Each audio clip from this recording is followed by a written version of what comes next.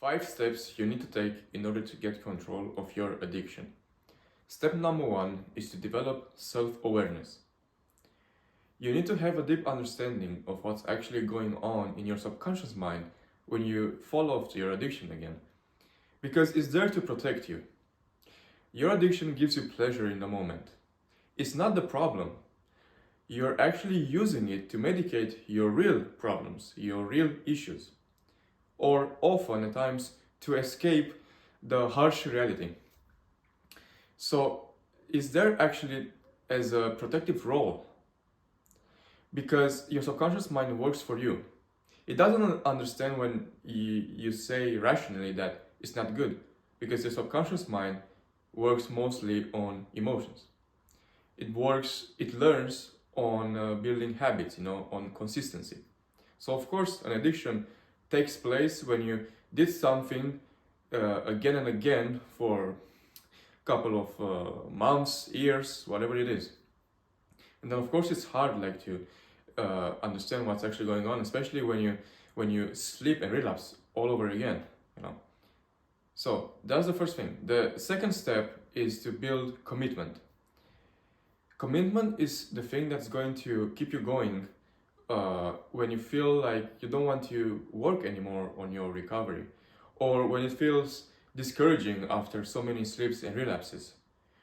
Commitment beats that self-belief that you have that makes you think that one day you're going to quit, that hope.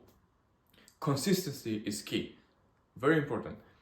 The first step is to actually have a system.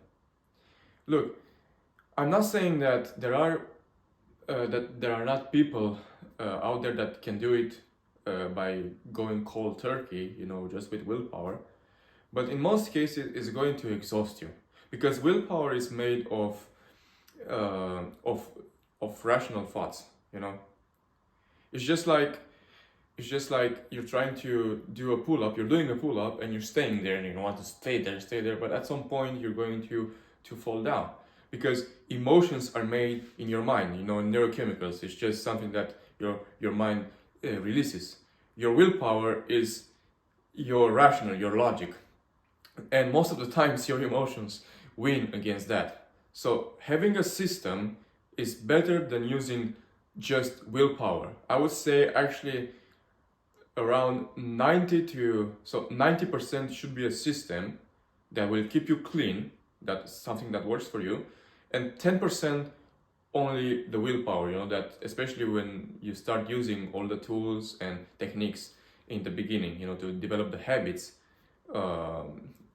that will help you when you have the urges, right? So really important. The fourth step is to actually have boundaries. Boundaries are crucial in order to keep you clean for whatever you experience with your addiction, whether it's alcohol, cigars, drugs, pornography, sugar, video games, social media, Netflix, junk food. I don't know what other many addictions could be, but here are some several examples. Boundaries are necessary.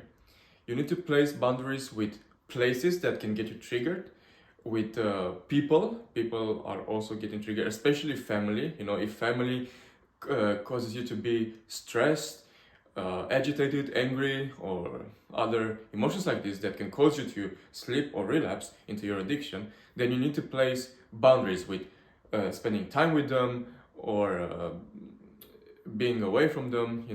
Very important. Also, places I mentioned. If you've been to, for example, if you take the alcohol addiction, usually, let's say that it starts for you when you're at a bar, or that place, when you see the name of the bar, and it gives that crave, because your subconscious mind knows that that's the place where you go and binge on alcohol. Then you need to place a boundary for at least, I don't know, let's say 90 days, that you're going to avoid that place, or reduce at least the time passing by that place.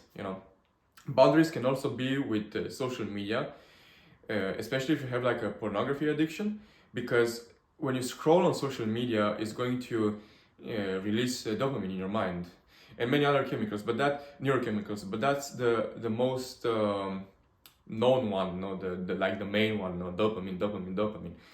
And at some point when you're going to get bored of the scrolling and social media, your mind wants to go to more dopaminic stuff, which is porn or video games or whatever, So that's really important. Also with food is the same thing, because all these like activities that gives pleasure in the moment release dopamine, and dopamine is also released when you feel fall in your addiction. The fifth step is data. Look, you don't have to be, and you should not be emotional about your slips and relapses. Why? Because when you give in to your feelings, say, oh my God, I slipped again, I relapsed again, you beat yourself up and you feel bad, you feel ashamed, you feel guilty, you feel angry, you feel frustrated, or many others, you're just reinforcing that pattern of guilt in your subconscious mind, that pattern of the addiction. You give importance to the relapse. Instead, you have to focus on the data. Have your feelings for a few seconds, 1 minute maximum. Say, okay, I slipped, but I'm still alive, Like, it's not the end of the world. Look at the data, because your answer of how you can prevent any slip or relapse in the future is by looking at the data, at your mistakes. You have to learn from them and then plan in the future to prevent it, Don't fall like in the emotions. Actually, your subconscious mind is going to heal faster if you have like a more rational view on the sleep rather than emotional. When you stop giving it attention and you become indifferent about the sleep and relapse, you're going to send a message to your subconscious mind that it's not that big of a deal. And after putting in the work, 1 month, 2 months, 3 months, you're going to notice that you're going to have less and less urges or cravings to fall into your addiction. So I hope this helps. Of course, there are many other steps that you need to take, but those are like the main ones that can help you in your specific problem that you have with bad habits, vices, or addictions, like extreme ones. Don't forget to click like and subscribe for more videos like this.